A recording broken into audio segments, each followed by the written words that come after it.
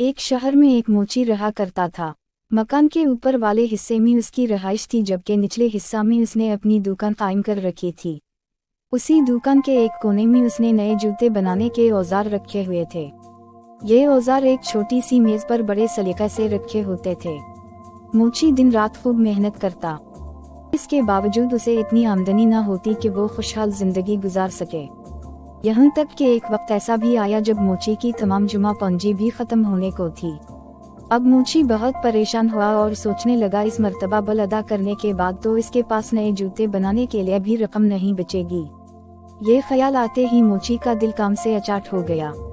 वो जो जूते बना रहा था, इसका चमड़ा वहीं पड़ा छोड़कर उठा और अपने रहाइश वाले हिस्से की तरफ चला गया। खाना खाकर दोनों मियां बीवी अपनी तंगदस्ती का हल तलाश करते करते सो गए। दूसरे रोज सुबह मोची नाश्ते से फारिग होकर अपनी दुकान में पहुंचा तो वो बहुत हैरान हुआ, क्योंकि कल जो चमड़ा उसने जूतों के लिए काट कर छोड़ा था, इसके जूते तैयार थे। और ये जूते इतने खूबसूरत थे कि मोची ने कभी इतने उम्दा जूते ना बनाए थे। मोची ने जोर जोर से अपनी बीवी को आवाजें देनी शुरू कर दी। आवाजें सुनकर उसकी बीवी दुकान में दाखिल हुई तो मोची ने पूछा, क्या ये इतने खूबसूरत जूते तुमने बनाए हैं? मोची की बीवी ने कहा, नहीं, मैं ऐसे अच्छे जूते कैसे बना सकती हूँ, मैंने तो पहले कभी जूते बनाए ही नहीं। मोची ने जूते उठाकर दुकान के दरवाजे के साथ बने हुए शोकेस में इस तरह रख दिए कि दुकान के बाहर से हर शख्स की नजर उन पर पड़ती थी। कुछ ही देर गुजरी थी कि एक आदमी ने आकर जूते खरीदने की ख्वाहिश जाहिर की।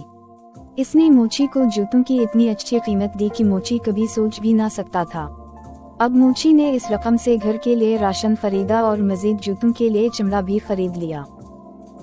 से फारिग होकर मोची वापस आया तो शाम होने को थी।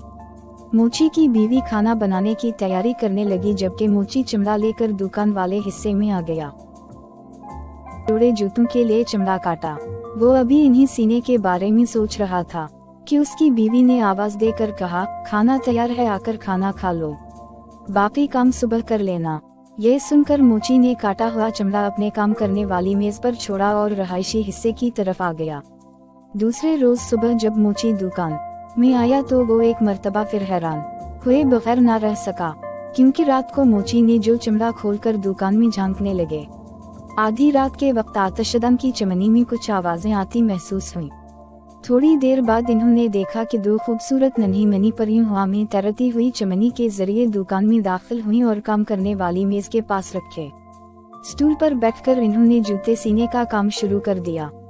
सुबह होने से कुछ देर कबल जूते के दोनों जोड़े तैयार हो चुके थे। खूबसूरत जूते मेज पर उसी तरह छोड़कर दोनों नन्ही परियों हवा में उड़ती हुई वापस चली गईं। मोची ने अपनी बीवी से कहा, बहुत दिनों से ये नन्ही परियों हमें अच्छे अच्छे जूते बनाकर दे रही हैं, मेरा ख्याल है हम भी इन्हीं कोई तोहफा दें। मोची की बीवी बोली, दोनों परियां नंगे पाँव थीं और उनके कपड़े भी आम से थे, शायद इन्हें उन कपड़ों में सर्दी लगती हो, क्यों ना मैं इन दोनों के लिए कपड़े बना दूं। मोची ने भी बीवी की हम में हम मिलाई। उसी दिन मोची की बीवी ने दोनों परियों के लिए बेहतरीन गर्म जैकेटें तैयार की और साथ ही दो जोड़े छोटे छोटे खूबसूरत जुराबों के जूते भी बनाए। दिन इन्होंने शाम के वक्त काम करने की मेज पर बजाय जूतों के लिए चमड़ा काट कर रखने के दोनों नन्ही मनी परियों के लिए जैकेट और जुराबों के गिफ्ट पैक तैयार करके रख दिए और अलमारी में छपकर परियों का इंतजार करने लगे। आधी रात के बाद परियां दुकान में दाखिल हुई और काम करने वाली मेज के पास आकर खड़ी हो गईं। मेज पर जूतों के लिए चमड़े की जगह गिफ्ट देखकर इन्हें हैरानी हुई। दोनों ने आपस में मशवरा के बाद गिफ्ट खोले तो इसमें छोटी छोटी जुराबें और जैकेटें देखकर बहुत खुश हुईं और इन्होंने फौरन जैकेटें और जुराबें पहन लीं। अब वो दोनों परियां बहुत खुश थीं।